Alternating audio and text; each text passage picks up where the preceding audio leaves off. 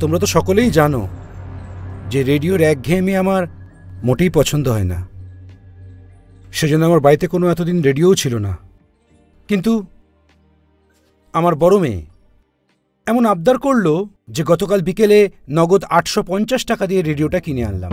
কিন্তু চোর মহাশয় সেটাকে আমার বাড়িতে এক রাত্রেও বাস করতে দেয়নি। ঠিক আছে, তুমি এখন কাজ সেরে বাড়ি যাও, বিকেলে আমরা তোমার বাড়ি যাচ্ছি। আচ্ছা বেশ, আমি অপেক্ষা করব। এসো।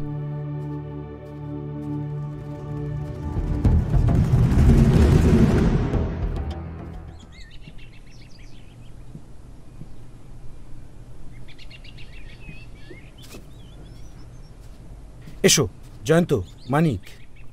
জয়ন্ত, অনেক ধন্যবাদ। এই তুচ্ছ চুরির ব্যাপারে তোমরা তদন্ত করতে এসেছো।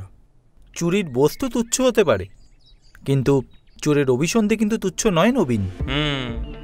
বেশ, এসো। চলো।